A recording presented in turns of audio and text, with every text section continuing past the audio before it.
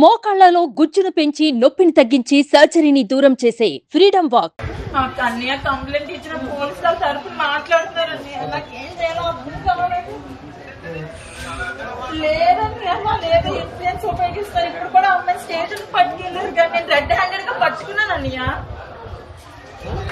లేదు లేదు నేను రెడ్ హ్యాండెడ్ గా పట్టుకున్నాను అన్నయ్య. మ్యారేజ్ చేసుకున్నారంట, ఒకే అపార్ట్మెంట్ లో కూడా ఉంటున్నారు.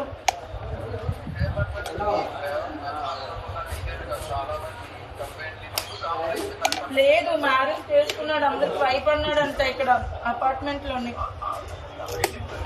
మీకు ఏమైనా చెప్పిదా? వాళ్ళిద్దరి మధ్య ఏం అవ్వలేదండి, కొద్ది కాలంగా డిస్టెన్స్ లో ఉంటున్నారు. కాదు మేడం, నేను అర్జెంట్ పని మీద బయటకు వెళ్తున్నాను, నాకు కొంచెం మీరు ఈవినింగ్ వరకు టైం ఇవ్వగలరా? తప్పకుండా. ఇప్పుడు వాళ్ళు వచ్చి కూడా తీసుకొని వెళ్ళారు. నాకు ఒక రెండు క్వశ్చన్స్ కి ఆన్సర్ చేయండి అమ్మా. ఈ విషయం మీ అబ్బాయి ఇలా చేస్తున్నాడని నక్షత్ర మీకు చెప్పుకుందా ఎప్పుడైనా? లేదండి, ఇప్పుడే చెప్పింది. మీరు ఎప్పుడు చెప్పలేదా మీ అత్తయ్యకి?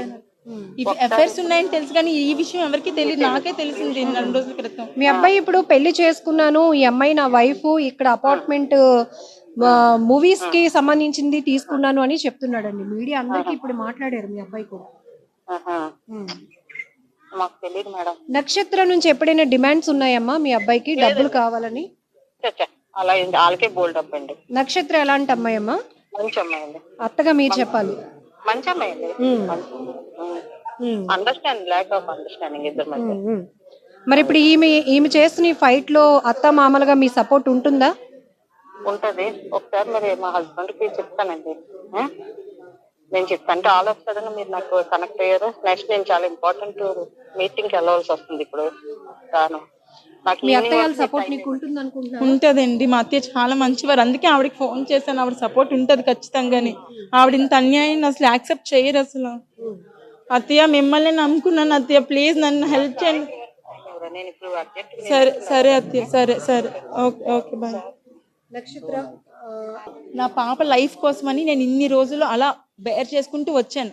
లేదులే మారుతాడు, హస్బెండ్ అలా ఉంటే కదా పాపకి ఒక ఫాదర్ లాగైనా ఉంటాడు. ఒక్క పాప కోసం అని ఇంత ఆలోచించినందుకు నా లైఫ్ మొత్తం తీసుకెళ్లి రోడ్డు మీద పెట్టాడు మేడం. ఈ రోజు నా లైఫ్ రోడ్డు మీదకి వచ్చింది, రేపు ఇంకొక అమ్మాయి లైఫ్ రోడ్డు మీదకి వస్తుంది. ఎప్పుడైనా మాట్లాడిందా నాన్నతో? మాట్లాడలేదు. మాట్లాడినా సరే నాన్న అని పిలవదు. ఒకసారి మాట్లాడించాను కానీ నాన్న అని పిలవదు, డాడీ అని కూడా పిలవదు. ఇష్టం లేదు. ఇన్ని చూసాక ఇంకా ఏం చేయాలి ఇలాంటి వాళ్ళని? అంటే మేడం, సుప్రీంకోర్టు ఇచ్చిన ప్లీజ్ మేడం రిక్వెస్ట్ చేస్తాను, సుప్రీంకోర్టు అడల్టరీ లీగల్ అని ఎందుకు మేడం ఇచ్చింది? ఇలాంటి మా లైఫ్స్ అన్ని ఇలా నాశనం అయిపోవడానికే మేడం. చాలా మంది మేడం, చాలా మంది, ఎంతమంది లైఫ్ స్పాయిల్ అయిపోతుందంటే ఒక్క అడల్టరీ లీగల్ అని చెప్పినందుకు. చాలా అన్యాయం కదా మేడం ఇది. ఇప్పుడు నా లైఫ్ స్పాయిల్ అయినట్టు ఇంకో అమ్మాయి స్పాయిల్ అవ్వకూడదు మేడం. వీటికి శిక్ష పడాలి. అడల్టరీ ఏ రేంజ్ లో వాళ్ళు లీగలైజ్ చేశారో కూడా నాకు ఇవాళ నేను తేల్చుకుంటాను మేడం. పోలీసుల దగ్గరికి వెళ్తాను, సిపి ఆఫీస్.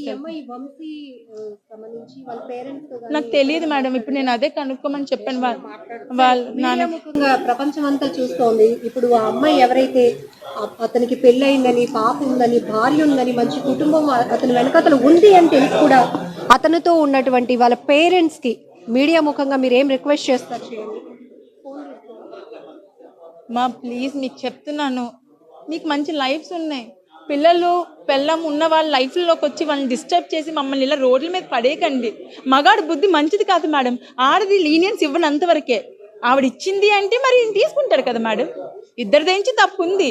ప్లీజ్ మా లాంటి లైఫ్లోకి వచ్చి మీరు నాశనం చేసేసి ఇలా కంపు చెయ్యొద్దు. ఎవరికి లైఫ్ ఉండదు మేడం. వినే పరిస్థితిలో లేదు. వాళ్ళ పేరెంట్స్ నేను మాట్లాడతాను మేడం. నేను డైరెక్ట్ గా మాట్లాడాలి, స్టేషన్కి వెళ్ళి మాట్లాడతాను, సిపి ఆఫీస్కి వెళ్తాను, ఇప్పుడు వెళ్ళి మాట్లాడతాను.